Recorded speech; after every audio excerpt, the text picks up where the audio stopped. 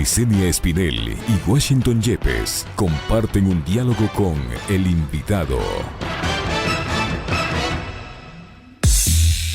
En Punto Noticias hablamos de...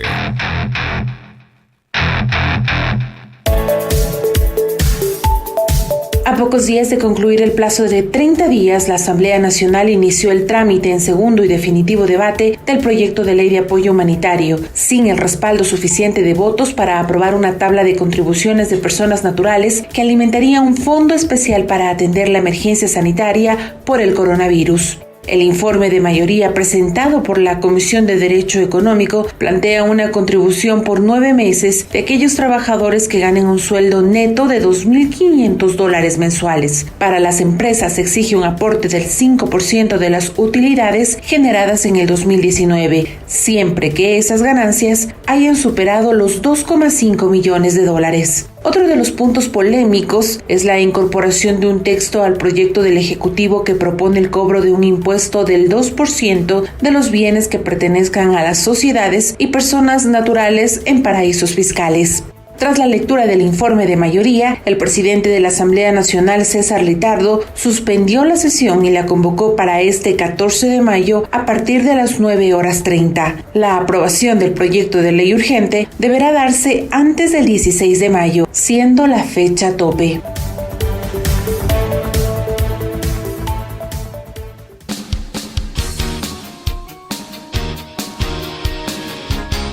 Siete 41 minutos. Les saludamos cordialmente a Marcelo Varela, economista, analista económico. Si bien hay una carrera contra el tiempo que será utilizada en estos días para los amarres, para los acuerdos por debajo de la mesa, quién sabe hasta para que corra el maletín, la situación es realmente complicada. Y le quiero pedir a Marcelo, antes de entrar a analizar algunos tópicos puntuales sobre el tema de las leyes estas que pretenden aprobarse en la Asamblea, que analicemos el tema de pago a la deuda. Porque nos engañaron de una manera brutal. Primero, 320 de bonos, sin intereses y pagaron con intereses. Después dijeron que habían pagado la deuda, pero resulta que terminan pagando como 1.700 millones en plena pandemia. Y bueno, y lo otro, apuestas de Wall Street y todo eso. Marcelo, por favor, le escuchamos su explicación sobre el tema. Buenos días, Washington. Un gusto estar nuevamente en el programa. Sí, lastimosamente, muchos desde un inicio dijimos las trafacías que este gobierno llevaba a cabo, y hoy nos estamos dando cuenta prácticamente todos los ecuatorianos que todo esto era verdad. Sobre esto de la deuda, es así. No solo que se entregó 325 millones, más 17 millones de intereses, sino que adicionalmente los refinanciamientos que se llevaron a cabo fueron con garantías superiores, como dice el Observatorio de la Dolarización, para beneficiar a los tenedores de deuda. Hay que recordar lo primero. El 6 de noviembre de 2018, en esta primera operación de repo, que es la venta con pacto de recompra, el gobierno emitió, digamos, $1.185 millones o renegoció $1.185 millones, utilizando bonos Global 2022, con lo cual se consiguió fondos por $500 millones a 4 años y 5 meses de plazo. Aquí no se indicaba la tasa en esta venta de repo, pero ¿qué es lo que sucede? En esta operación participó el banco suizo Credit Suisse y emitió el Estado 1.250 millones en bonos Global 2022 que no pueden ser negociados en los mercados durante el tiempo acordado, y a cambio recibió $500 millones de Credit Suisse. Posteriormente, en junio 19 del 2019, el Ecuador volvió a refinanciar deuda por $1.175 millones en bonos 2020, colocando, ¿no es cierto?, nuevamente $1.125 millones a cambio de recibir $500 millones, esta vez de, ya se me fue el nombre, de otra financiera con la que siempre venimos trabajando, y obviamente esto es lo que se muestra, es decir, cuando se ve los resultados de marzo de deuda y dinero enviado por el Estado afuera, son justamente estos pagos, 791 millones de dólares por deuda y adicionalmente cerca de 535 millones de dólares, que es parte de estas operaciones de repo, que es venta con pacto de recompra. Pero hay que recordar algo, Washington. En aquella vez, el 6 de noviembre del 2018 y en junio y septiembre del 2019, nos dijeron que el Ecuador se había beneficiado con ellos. Incluso en junio 19 del año 2019, al colocarse estos 1.125 millones de dólares, dijeron que se los llevaba a cabo en mejores condiciones y que el país incluso se estaba ahorrando 50 millones de dólares. Esto definitivamente es falso. Y hoy, a la larga, luego de casi desde la primera emisión, digamos, operación de repo, hasta la fecha, más o menos año y medio, vamos viendo las falsedades que el gobierno ha llevado a cabo. Entonces, aquí es donde obviamente se va viendo las grandes pérdidas que el Ecuador está llevando a cabo. Ahora, ¿qué hay que esperar? Si se espera que este gobierno reconsidere o diga la verdad, no lo vamos, así termina este gobierno en mayo de 2021, no lo vamos a esperar. Pero el próximo gobierno, lo primero que tiene que venir a hacer es esto. Y todos los que han estado tras estas trafacías, estas pérdidas al Ecuador, y adicionalmente los que han estado tras este beneficio a la banca o a los acreedores de deuda ecuatoriana, pues algún momento tendrán que responder por esto, Washington. Pero lo que está sucediendo es sumamente grave. Y todo este famoso reperfilamiento de deuda supuestamente era para beneficiar al país, y vamos viendo que no es así. Estamos perdiendo mucho dinero con estos refinanciamientos. La pregunta es, ¿quién se está beneficiando de esto? Eso es lo que obviamente se tiene, digamos, en top secret, se tiene, ¿no es cierto?, sin transparencia de la información, sin saber exactamente los nombres que están. ¿Por qué? Porque cuando se revisa las cuestiones de deuda, siempre aparecen de por medio los bancos. Es decir, donde los verdaderos tenedores de deuda sí trabajan a través de los bancos, entonces aparecen muchos bancos, pero tras esos nombres de muchos bancos están los verdaderos tenedores. ¿Quiénes son los únicos que pueden dar esta información? El gobierno ecuatoriano. Economista Varela, buenos días. Le saluda Licenia Espinel. Ayer el Observatorio de la Dolarización dio a conocer algo que a mí me resulta al menos preocupante.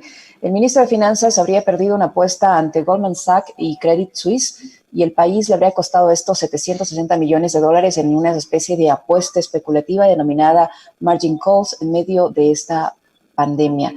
Esto, ¿cómo entenderlo? ¿De qué se trata ese tipo de apuestas en Wall Street? Sí, a ver, y justo el nombre que me acordaba, me recordó usted, es Goldman Sachs. El 6 de noviembre del 2018 se llevó a cabo una primera operación de repo, explicaba yo, de 1.185 millones. A cambio, el Ecuador, ¿no es cierto?, recibió 500 millones de dólares por Credit Suisse, pero como contrapartida entregó 1.250 millones en bonos Global 2022. ¿Qué implica esto? Se entregó garantías del 250% de lo que Credit Suisse nos iba a entregar, o nos entregó por 500 millones de dólares. ¿En qué consiste esa apuesta? Esa apuesta consiste en que cuando se lanza los bonos, se espera no solo que la demanda sea mayor, sino que la tasa de interés sea menor. Es como un juego de lotería, digamos, ¿no es cierto? Pero si esto no funciona, pues el Ecuador lo que garantizó tiene que entregarles a ellos. Esto es lo que sucedió. Entonces, el momento que ellos juegan a esta lotería, el Estado ecuatoriano es el que termina perdiendo. Termina perdiendo, ¿por qué? Porque entrega en garantía 2 veces y medio lo que se prestó. Estamos diciendo, el 6 de noviembre del 2018 se entregó en garantías 1.250 millones de bonos a Credit Suisse y se recibió 500 millones de dólares. Lo mismo sucedió el 19 de junio del 2019 con Goldman Sachs. Se hizo exactamente lo mismo. Por $500 millones se entregó 1.175 millones de dólares. ¿Cuál es la condición de esto? Que cuando se entrega estos bonos por un mayor valor o un valor superior a lo entregado, no pueden ser negociados en los mercados internacionales durante el tiempo acordado y dependiendo del riesgo país, lo que se garantiza es el verdadero valor de los bonos. Es decir, si se tiene que pagar en un caso o por las dos operaciones, hagamos $1.000 millones y el verdadero valor ENVI de la deuda es del 35%, del 40%, lo que estas operaciones de repo manifiestan es que se pagará al 100%. Esto, por supuesto, es una pérdida al Ecuador, porque si los papeles valen el 30, el 35%, es decir, por $1.000 millones se tiene que pagar solamente 300 a 350 millones de dólares, estas ventas de repo le aseguran al dueño y al tenedor de deuda no solamente el 100%, sino adicionalmente un fee por haber llevado a cabo, es decir, Credit Suisse y Goldman Sachs obtienen un fee, es decir, un adicional por haber llevado a cabo las operaciones. No se quedan contentos con recibir el 100% a pesar que el papel de deuda valga el 30 o el 35%, sino que adicionalmente hay que entregarles un adicional por la gran gestión que llevaron a cabo de habernos conseguido recursos. Esto es lo que se ha venido haciendo durante este gobierno y esto es lo que obviamente en un próximo gobierno es lo primero que hay que empezar a hacer para que todos los responsables definitivamente tengan no solamente que devolver la plata, sino tengan que responder ante los ecuatorianos. Estamos hablando de un perjuicio económico muy grande al Estado. Esto debería ser fiscalizado. En un país normal, la Contraloría debería intervenir o al menos preguntar. Por supuesto. Si hablamos entre las dos operaciones de $1.000 millones, el perjuicio bordearía entre 700 a 650 millones de dólares, dependiendo de cuál es el valor real de la deuda. Es decir, si hablamos en $1.000 millones, que el verdadero valor de la deuda es del 30%, el perjuicio es de 700 millones de dólares, más esos fees que hay que pagar a estas dos compañías, a estos dos bancos, Credit Suisse y Goldman Sachs. Lo mismo es en todas las operaciones de crédito que se han llevado a cabo. Y si depende, como le decía, de todo esto. Definitivamente, la Contraloría debería de actuar así como se hizo, ¿no es cierto?, en diciembre del 2017 contra el gobierno anterior, en donde se asumió que obviamente había malas prácticas, digamos, de endeudamiento. Pero no solo que la Contraloría debería de revisar esto, pedir toda la información. El Consejo de Participación Ciudadana y Control Social también lo debería hacer. Ya deberían de pedir estos organismos de control, deberían de pedir al Ministerio de Economía y Finanzas que dé a detalle los nombres de los tenedores de deuda para saber los ecuatorianos con exactitud quiénes son los beneficiarios. Sino que adicionalmente, ¿qué es lo que se tiene que llevar a cabo en esta condicionante? Definitivamente, el gobierno ecuatoriano tiene que parar estas condicionantes de pérdida y nuevamente esto implica reperfilar en otras condiciones los beneficios, digamos, que vienen obteniendo los tenedores de deuda. Marcelo, pasemos del tema de la deuda a otro que me parece fundamental, porque mientras nos tienen entretenidos en el debate de la corrupción, en el debate de la ley esta denominada humanitaria, que no tiene nada de humanitaria, están pasando la otra ley, esta famosa ley de regulación económica y de finanzas, etcétera. Me gustaría que usted nos puntualice ahí los aspectos graves que contiene esta ley en un resumen, para que la ciudadanía entienda de lo que se trata y de lo que se pretende hacer. Por favor, Marcelo, con esa ley, que la tratan por debajo, calladito. Claro, sí, esta ley de reordenamiento. reordenamiento de las finanzas públicas, como sabemos, no tiene nada que ver con lo que está sucediendo. Es decir, esa ley no va a mejorar, ni a condicionar, ni a afectar de ninguna manera a lo que está sucediendo con el COVID-19. Simplemente es una ley que lo que busca es cumplir con los mecanismos, digamos, con las metas cualitativas de reforma estructural llevadas a cabo por el FMI. ¿Qué busca esto? En primer lugar, que de aquí en adelante, al aplicarse o al pretender aplicar esta ley de ordenamiento de finanzas públicas, estos neoliberales, estos OCPs, ¿no es cierto?, estos ortodoxos, conservadores y prudentos, deciden que esta ley es para ordenar las finanzas públicas. Yo tengo que indicar a los que sabemos y entendemos cómo funciona verdaderamente las finanzas públicas que el año 2008, con la cuenta única del Tesoro, se reordenó por primera vez las finanzas públicas. Es decir, el haber construido a partir del 2008 la cuenta única del Tesoro, en donde todas las instituciones del Estado, mediante un clasificador de ingresos y gastos, ponían todos los ingresos y gastos, por primera vez en Washington y Seña, los ecuatorianos pudimos saber definitivamente cuáles eran los verdaderos ingresos y gastos. Y con la cuenta única del Tesoro lo que se pretende es saber por primera vez también a partir del 2008 cómo se está gastando esos recursos y a dónde están yendo esos recursos. ¿Qué es lo que se pretende con esa ley? Tumbar eso. ¿Por qué se pretende tumbar eso? Porque de ahí volveremos antes del 2006 a cómo era antes. ¿Cómo era antes del 2006? Cualquier municipio, cualquier prefectura, cualquier institución manejaba a su antojo los ingresos y los gastos,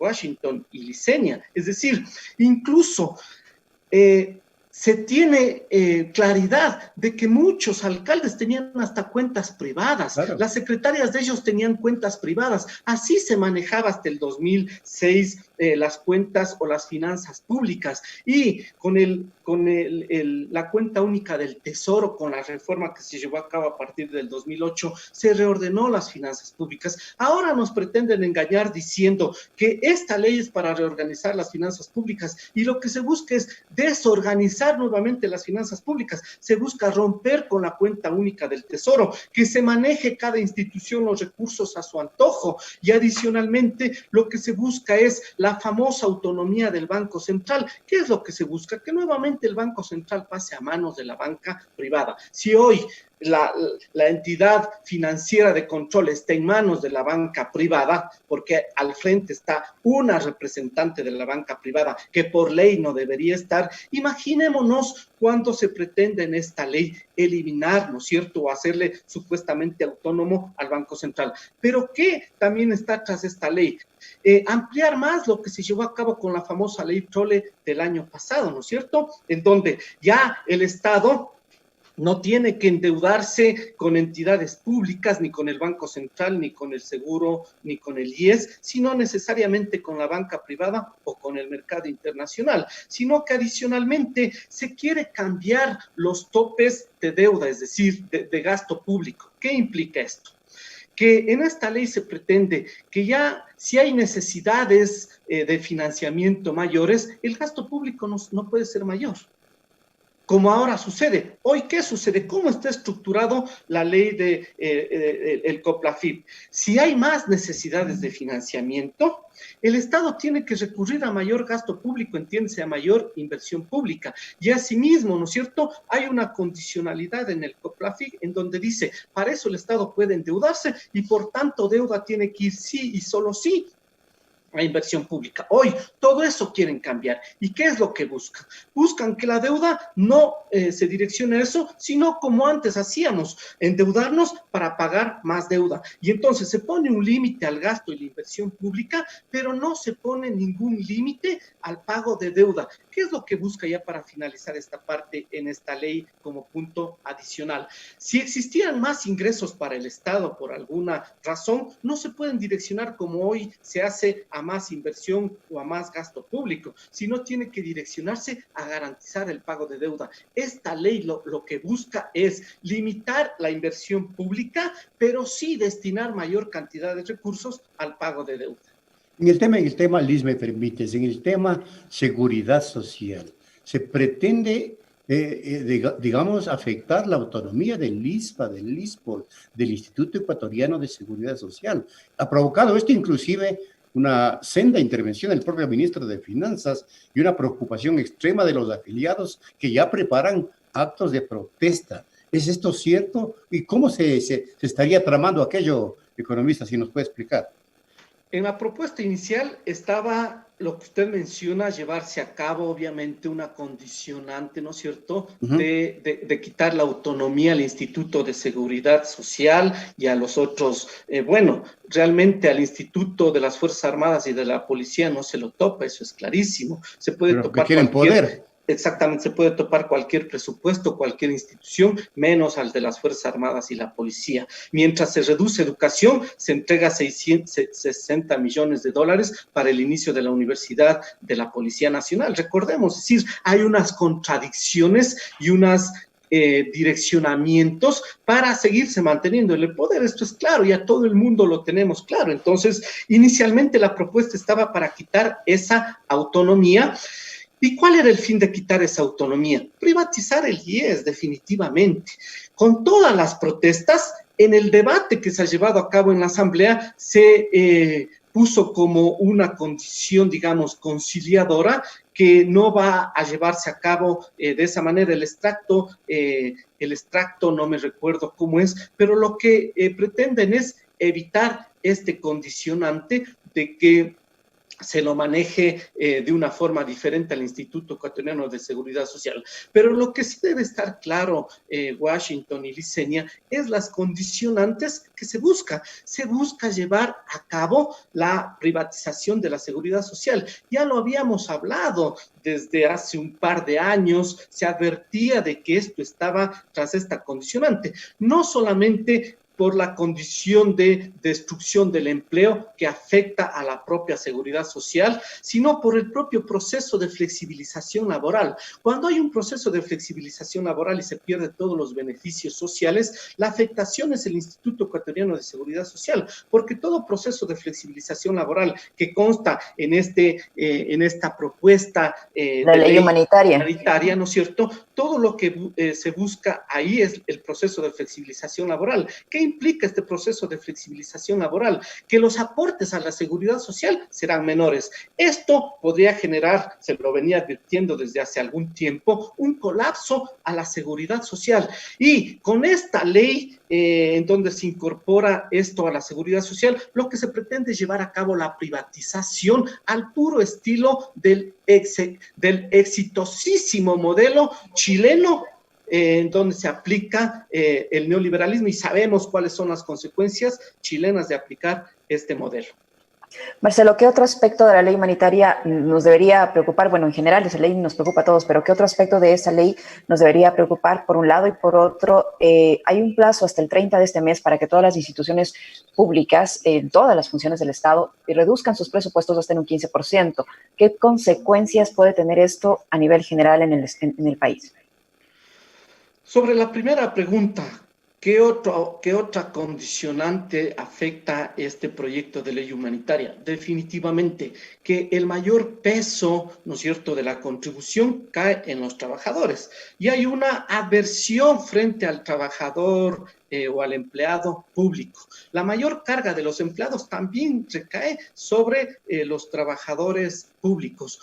8 de cada 100 trabajadores son empleados públicos, pero esos 8 van a aportar con el 25% de las contribuciones de los trabajadores. Y los trabajadores, tanto públicos como privados, van a aportar con más del 62% de las contribuciones. Esto es lo que obviamente se está afectando. Mientras las grandes corporaciones, los grupos económicos, siguen teniendo unas grandes, ¿no es cierto?, grandes beneficios. Esto obviamente es atentatorio frente a la realidad y atentatorio frente al crecimiento económico. Porque ¿qué implica quitarles una buena parte a los trabajadores? Que el consumo se ve afectado. Y si el consumo se ve afectado, la economía se va a contraer mucho más. Pero esto también es atentatorio contra la realidad. ¿Por qué? Se pretende que los trabajadores que obtienen el 30% de la riqueza del país aporten con más del 62%, mientras las grandes corporaciones que ostentan el 70% de la riqueza del país no van a aportar ni con el 20%. Esto obviamente es atentatorio contra la realidad. Esto es un aplicativo neoliberal a ultranza que lo que busca es obviamente que las condiciones de acumulación y concentración en esos o en los más ricos se siga dando. Es decir, se está aplicando aquí todo el planteamiento ideológico neoliberal que lo que busca es obviamente que haya más pobreza, que haya más riqueza en los más ricos, y esto también va de la mano con ese recorte presupuestario a la educación. ¿Qué es lo que se busca con el recorte presupuestario? Es decir, estos neoliberales no solamente que no están conformes con que haya pobreza, con que los ricos sean más ricos, sino buscan que los pobres sigan en la ignorancia. Y para eso, ¿qué hacen? Reducen el presupuesto a la educación. Pero se habla que el presupuesto, o mejor dicho, en el recorte del 1 de mayo, los afectados fueron las universidades con 98,5 millones de dólares. Pero este es el segundo recorte, diseña Washington, que se hace a las universidades en este año. ¿Por qué? En el recorte del 2020 ya se hizo un recorte a las universidades que bordeaba los 83 millones de dólares, y obviamente el recorte que se llevó a cabo el 2020, el mayor recorte fue a la educación media y básica, es decir, no solamente que el recorte a la educación ha sido a las universidades como se pretende direccionar, el recorte es a todo el sistema de educación. La educación media y básica ha sufrido recortes de presupuesto el 2020, cerca de 492 millones de dólares, y la educación superior ha sufrido recortes en el presupuesto del 2020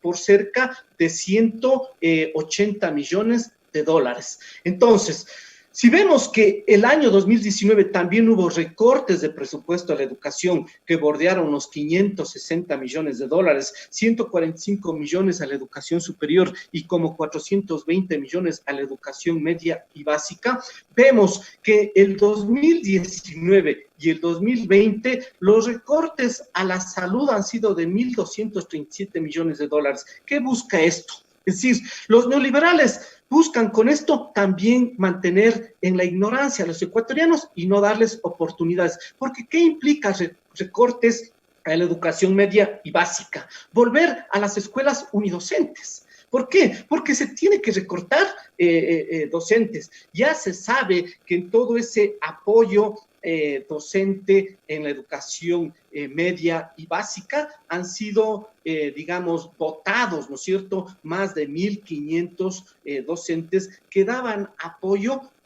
a las escuelas fundamentalmente en el sector rural, sino que adicionalmente esto va a permitir que al haber menos docentes, las escuelas tienen que llenarse de más estudiantes. ¿Cuán beneficioso para la calidad de la educación es tener aulas de 60, 80 estudiantes? O hablemos, volver a las escuelas unidocentes en donde una misma profesora tiene que dar a todos los estudiantes, ¿no es cierto?, las clases. Es decir, ahí mismo tiene al primer grado, al segundo grado, hasta el sexto grado, les tiene ahí en una sola aula para dictar clases.